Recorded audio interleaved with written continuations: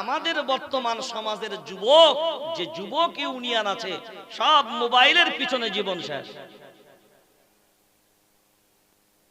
সারা 24 ঘন্টার মধ্যে ক ঘন্টা মোবাইলে কাটান? আচ্ছা, আপনার মনে হয় বর্তমান যা পরিস্থিতি, যদি একবার মোবাইল কোম্পানি কোনো এক সপ্তাহের জন্য স্ট্রাইক করে, এক সপ্তাহ ইন্টারনেট চলবে না, পুরো ইন্টারনেট বন্ধ যদি এক সপ্তাহ করে দেয়, আপনি বিবেক দিয়ে বলেন তো আমাদের যুবকগুলো থাকবে না, স্ট্রোক করে মরবে?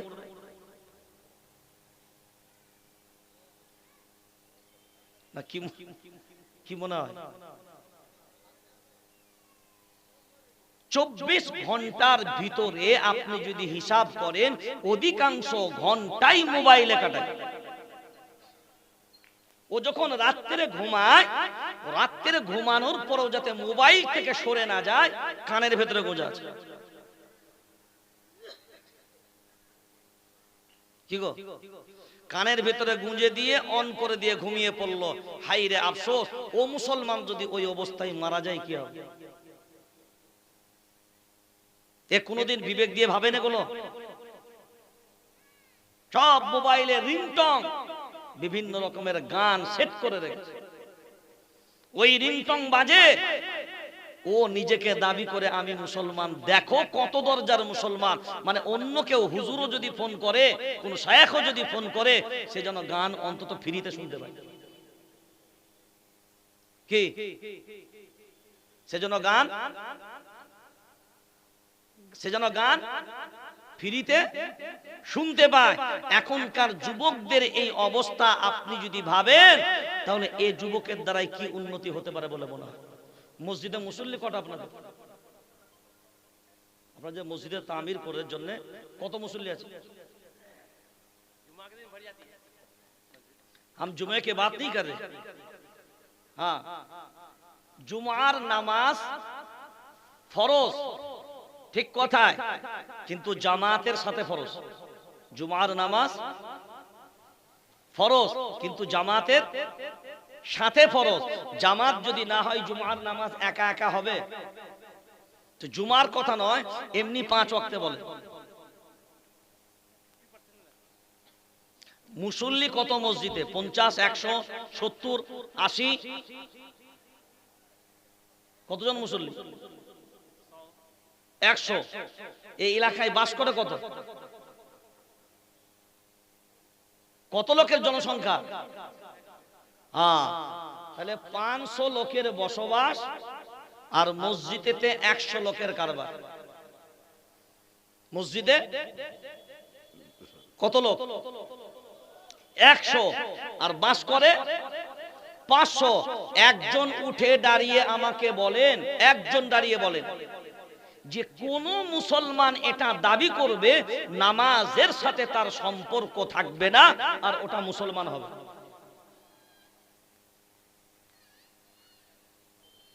এই এলাকায় আজান হয়, আজান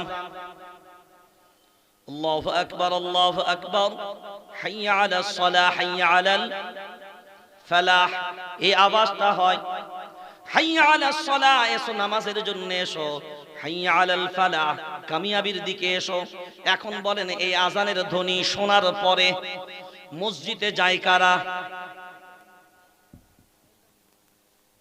এ মসজিদে যায় কারা? মুসলমান হয় যারা। হিন্দু ভাইরা যাবে, ইহুদি হলে যাবে, খ্রিস্টান হলে যাবে, অন্যান্যরা যাবে। আচ্ছা, গরুগণও যাবে, ছাগলগণও যাবে, কুত্তাগুলো যাবে।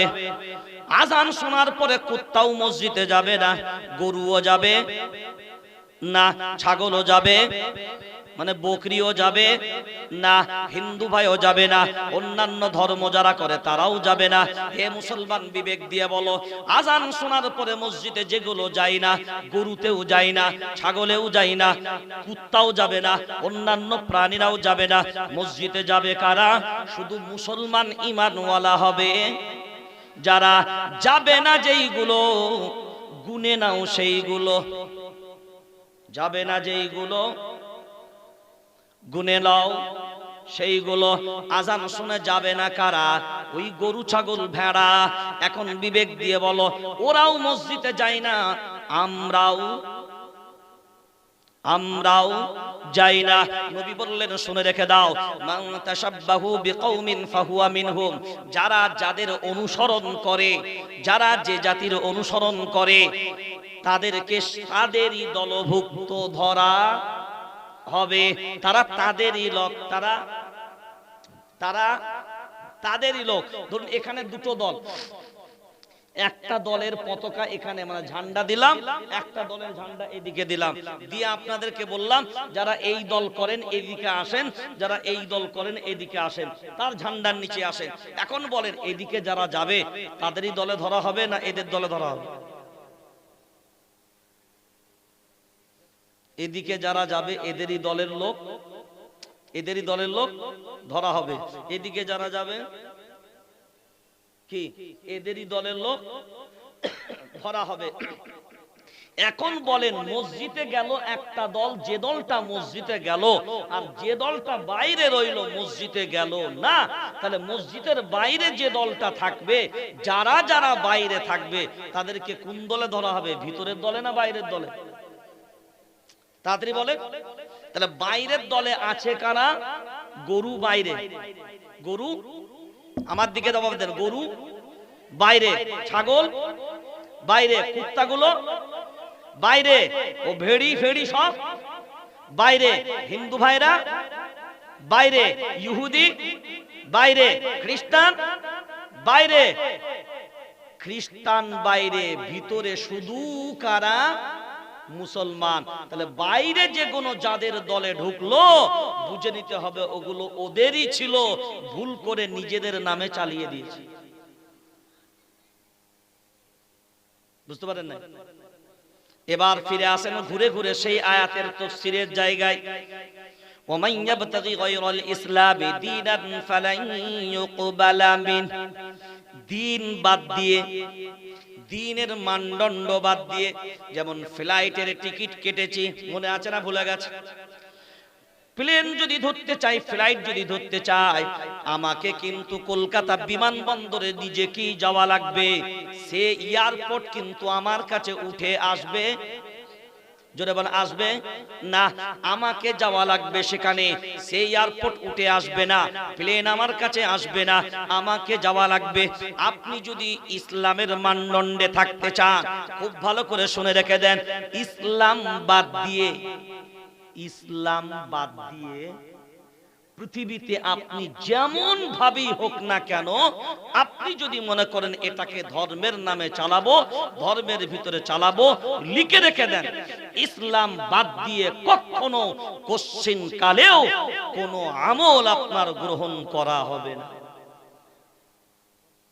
এই যে জানুয়ারি মাস আপনাদের বিহারে চলে কিনা জানি না, জানুয়ারি মাস পড়া মানে ওই যে ফিস্টি হয়, কি বলে দিকে সব ডিজে বাজিয়ে বিভিন্ন জায়গার সব ওকেশন, ও হ্যাঁ মगर कम है फिर भी अल्हम्दुलिल्लाह, कम है इसलिए अल्हम्दुलिल्लाह।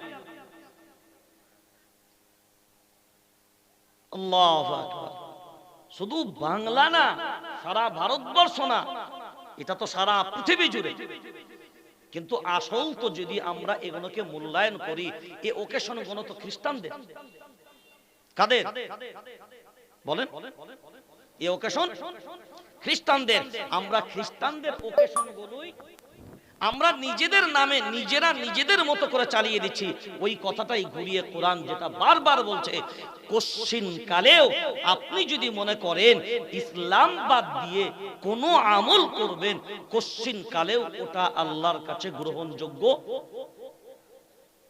কথা গ্রহণযোগ্য আপনি যেটাই করবেন। আমি কথার লেগে আপনাকে বলছি, ধরুন আপনি যে কোনো একটা কোনো বিষয়, যে কোনো একটা কোনো বস্তু, যে কোনো একটা জিনিস কিনবেন, সেই যে কিনবেন সেটা ব্যবহার করবেন, ওটা ইসলাম সমর্থন করেছে কিনা এটা আপনাকে আগে জানতে হবে। বুঝতে পারেন না? যদি ওটা ইসলাম সমর্থন করে, ওটা আপনার জন্য জায়েজ, আর যদি ওটা ইসলাম সমর্থন না করে ওটা আপনার জন্য বৈধ হবে না। এইটা যখন কোন মুসলমান এর উপরে আমল করতে পারবে তখন বুঝে নিতে হবে টেনশন নাই, ইনশাআল্লাহ আমরা কামিয়াবির জায়গায় আছি।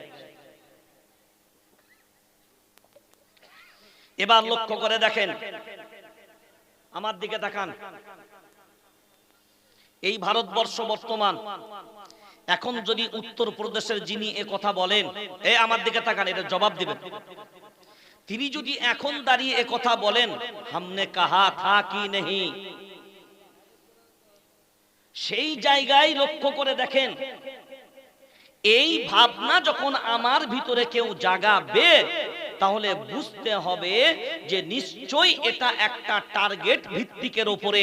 এখন আমি যদি মুসলমান মনে করি এই জায়গায় দাঁড়িয়ে শক্তি একজনের আছে, সেই শক্তির অপব্যবহারের জায়গায় আমি যদি এইটাকে গ্রহণ করে নিই আর এটাকে যদি উপলব্ধি না করি, ফাতাবিরু ইয়া উলিল আবসার, ইতিহাস যদি আমার কাছ থেকে চলে যায় তাহলে দেখা যাবে যে আমরা আস্তে আস্তে আমাদের নিজস্ব অস্তিত্বই ভুলে যাচ্ছি।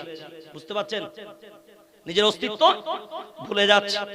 এবার লক্ষ্য করে দেখেন, তাহলে মসজিদের সাথে সম্পর্ক হবে তাদের, মসজিদের সাথে সম্পর্ক হবে তাদের।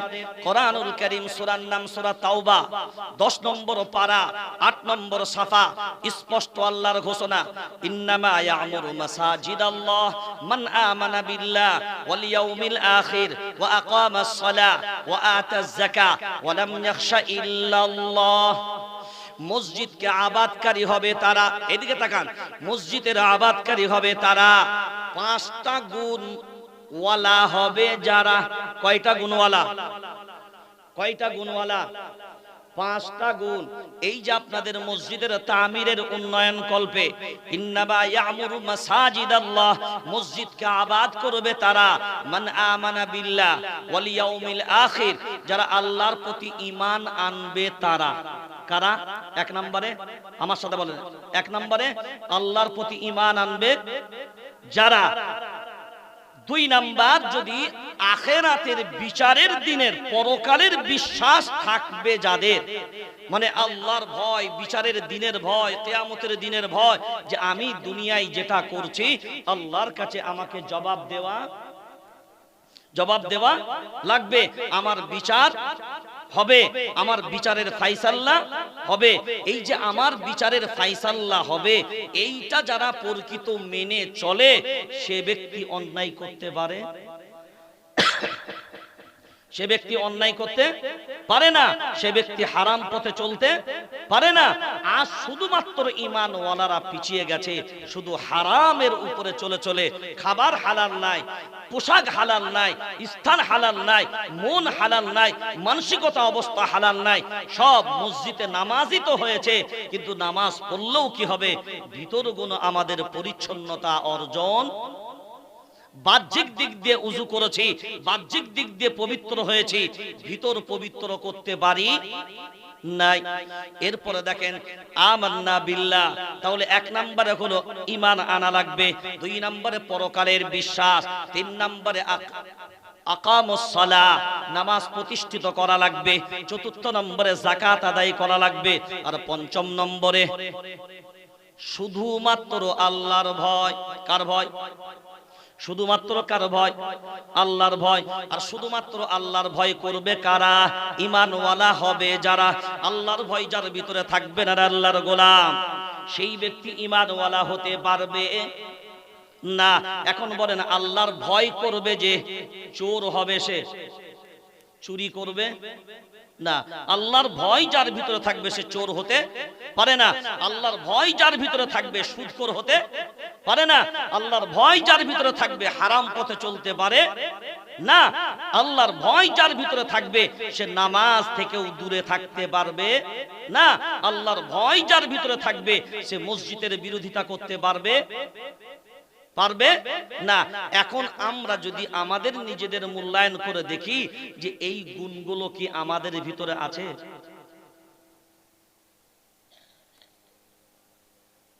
যদি আল্লাহর ভয় আমাদের ভিতরে থাকতো তাহলে আজ বর্তমান সময়ে আমাদেরকে বারবার কোরআনের মানার ব্যাপারে, কোরআনের কথা বলার ব্যাপারে বারবার আমাদেরকে বলতে হতো না। কোরআন ওই জন্যই বলে আফালা ইয়াতাদাব্বারুনাল কোরআন, কোরআন সম্পর্কে তোমাদের অন্তরগুলো কি তালাবদ্ধ? কোরআন সম্পর্কে ভাবনা চিন্তা তোমাদের ভিতরে নাই, তোমাদের অন্তরগুলো কি তালাবদ্ধ হয়ে গেছে, মহল লাগিয়ে দিয়েছো, কোরআন সম্পর্কে ভাবনা নাই। ওই জন্যই তো কোরআনে কথা বলে আল্লামাল কোরআন খলাকাল ইনসান। কতক্ষণ পর্যন্ত তুমি মানুষ হতে পারবে না যতক্ষণ পর্যন্ত কোরআনের ভিতর দিয়ে তোমার জীবন না চলবে। সকাল হবে আমার কোরআন বলেছে কিনা, শরীয়ত ইসলাম বলেছে কিনা, সন্ধ্যা আমার তেমন হবে, রাতও আমার তেমন হবে, ঘুমানো আমার তেমন হবে, ওঠাও আমার তেমন হবে, বসাও আমার তেমন হবে, নীতিও আমার তেমন হবে, আদর্শ আমার তেমন হবে। ইসলাম যেমন ভাবে আদর্শ দিয়েছেন আল্লাহর গোলাম, ওই আদর্শের ভিতরে যদি জীবন চালাতে পারি টেনশন লিবার দরকার হবে না রে আল্লাহর গোলাম না। এবার খুব ভাবনা চিন্তা করে দেখেন, ওই খ্রিস্টান যুবককে দিনের দাওয়াত দেবে, কিন্তু দিনের দাওয়াতটাকে বলবে কিভাবে? ওই খ্রিস্টান যুবককে বলে, ভাই তোমাকে যদি একটা দায়িত্ব দেওয়া হয়, বলো তুমি কয়েক লক্ষ লোককে যদি একবার দাঁড় করাতে চাও কতজন লোক লাগবে? কাতারবদ্ধ ভাবে দাঁড় করাবে, কাতার দিয়ে দাঁড় করিয়ে দেবে, সোজা ভাবে দাঁড় করাবে, সমান ভাবে দাঁড় করাবে, কয়দিন সময় নেবে? ওই যুবক খ্রিস্টান যুবক বলে, ভাই এটা যদি আমাকে দাও 1 সপ্তাহের বেশি সময় লাগবে, অনেক লোকজন লাগবে, এটা আমার কাছে ক্ষণেকের কাজ নয়। এমন করে একের পর এক বলে, সব রকমের বলার পরে ও মুসলমান যুবক বলে, আমি তোমাকে দায়িত্ব নিয়ে বললাম লক্ষ লক্ষ কোটি কোটি মানুষ যদি তুমি দাও, কয়েক মিনিটের সময় রে ভাই এক কাতারে মানুষকে দাঁড় করানো যাবে। কেউ কারোর বিরোধিতা করবে না, কোনো প্রতিবাদ হবে না, আগাগোড়াও হবে না, কাতারবদ্ধ ভাবে দাঁড়িয়ে যাবে, কোনো হট্টগোল হবে না, কোনো চিল্লাচিল্লিও হবে না। ওই খ্রিস্টান যুবক বলে, এটা অসম্ভব ব্যাপার। তিনি বললেন, না, এটা কোনোদিন অসম্ভব নয়, এটাই হলো প্রকৃত সম্ভব। একমাত্র দুনিয়ার জমিনে যত ধর্ম আছে, যত মত আছে, যত পথ আছে, কোন ধর্মে নাই, কোন মতে নাই, কিন্তু ইসলামই একমাত্র। পরে একবার যখন আজানের ধ্বনি আসবে, হাইয়া আলাস সালাহ হাইয়া আলাল ফালাহ, তারপরে যখন ইকামত শুরু হয়ে যাবে মসজিদের ভিতরে, লক্ষ লক্ষ কোটি কোটি মানুষ যদি হয়, ইকামত যখন হবে, বাইতুল্লাহ যারা হজে গেছেন জানেন, ইকামত যখন হয়ে যাবে আল্লাহর গোলাম, তাকবীর যখন আওয়াজ হয়ে যাবে, লক্ষ লক্ষ মানুষ কাতারবদ্ধ ভাবে দাঁড়িয়ে যাবে। কোনো পুলিশ লাগবে না, কোনো প্রোটেকশন লাগবে না, কোনো প্রশাসন লাগবে না। কয়েক মিনিটের ভিতরে লক্ষ লক্ষ কোটি কোটি মানুষ এক কাতারে দাঁড়িয়ে যাবে, কোনো রকমের হট্টগোল নাই। একমাত্র এই সিস্টেম ইসলামী কেবলমাত্র দুনিয়ার জমিনে দিয়েছে। ওরে আল্লাহর গোলাম, একবারের জন্য নয়, যদি আজ দুনিয়ার মানুষ ইসলামকে যদি ধর্ম হিসাবে গ্রহণ করে নেয়, অন্য কারোর দিকে ধার করা লাগবে না। আজ আমরা বর্তমান সময়ে ইসলামকে মানি ঠিক কথায়, কিন্তু মানার মতো মানতে পারি নাই। ইউশিকু আন ইয়াতি আলান নাসি জামান লা ইয়াবকা মিনাল ইসলাম ইল্লা ইসমুহু ওয়া লা ইয়াবকা মিনাল কুরআন ইল্লা রাসমুহু মাসাজিদুহুম আমিরাতুন ওয়া হিয়া খারাবুম মিনাল হুদা। একবারের জন্য নয়, এমন একটা জামানা আসবে, নবী বললেন আল্লাহর গোলাম, মসজিদ হবে, ইমারত হবে, বিল্ডিং হবে, কিন্তু মসজিদের যে ঈমান, মুসল্লিদের যে ঈমান থাকার কথা, ওইটা পাওয়া যাবে না। কোরআন তো থাকবে, যে কোরআন সাহাবীদের কাছে ছিল সেই কোরআনই এখন আছে না চেঞ্জ হয়েছে? সবাই একমত, যে কোরআন নবীর জামানায় ছিল সে কোরআন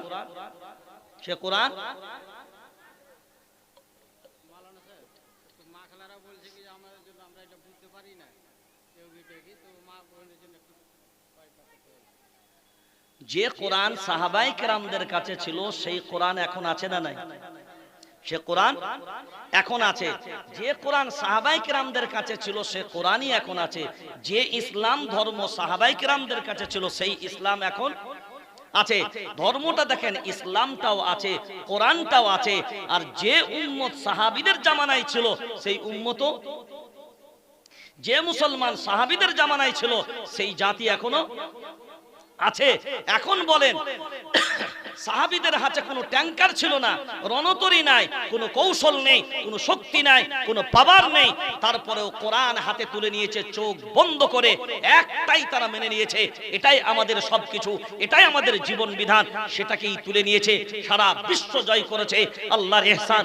এই মুহূর্তে দাঁড়িয়ে বলতে পারি পৃথিবীর মানচিত্রে এমন কোনো দেশ নাই, এমন কোনো জায়গা নাই যে প্রান্তে দাঁড়িয়ে আপনি বলতে পারবেন না যে এখানে ইসলামের মাননেওয়ালা একজনকে পাওয়া যায় না।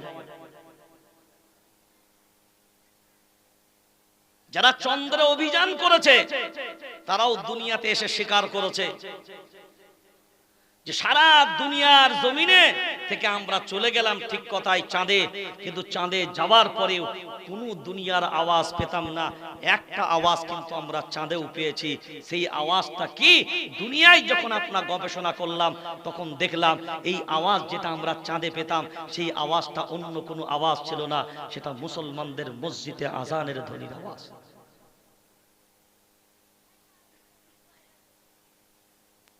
যে আজানের ধ্বনির আওয়াজ চাঁদে যারা অভিযান করেছে তারা শুনতে পেল, কিন্তু আমার মহল্লায় বসে, আমার বাড়িতে বসে, আমার মসজিদের পাশে বসার পরেও ওই আজানের ধ্বনি আমাদের কানে গেল না। এখন নামাজের কথা যদি হয়, রে আল্লাহর গোলাম, নামাজ শুধু পুরুষ মানুষ পড়বে, নারীরা পড়বে না। কথা বলে না? নামাজ শুধু পুরুষরা পড়বে, নারীরা পড়বে না। নামাজের কথা শুধু পুরুষের জন্য হবে, নারীর জন্য হবে না। ঈমানের কথা শুধু পুরুষের জন্য হবে, নারীর জন্য হবে না। যাকাতের কথা শুধু পুরুষের জন্য হবে, নারীর জন্য হবে না। আল্লাহর ভয় শুধু পুরুষের জন্য হবে, নারীর জন্য হবে না। খুব যদি মূল্যায়ন করে ভাবনা চিন্তা করে দেখি, বর্তমান সময় পুরুষও যেমন দরকার, একটা সাইকেলের যেমন দুটো চাকা, একটা হবে নারী, একটা হবে পুরুষ, তবে সাইকেলটা চলা সম্ভব। কেউ যদি বলে এক চাকাই চালাবো, কোনোদিন সম্ভবপর হবে না। এই যে বন্ধন লোনের সুদ যেগুলো চলে আল্লাহর গোলাম, এইগুলো নেয় কারা? অধিকাংশ নারী। অধিকাংশ কারা? অধিকাংশ তো নারীরা। বেহায়াই বেপরদেগির জিন্দেগি চলছে যারা, সমাজটাকে কলুষিত করে বেশিরভাগ ক্ষেত্রে আমাদের। কিন্তু সেই নারীগুলোকে বানিয়েছে কারা? পরিচালনা করে কারা? গার্জেন কারা? গার্জেন কারা? অভিভাবক কারা?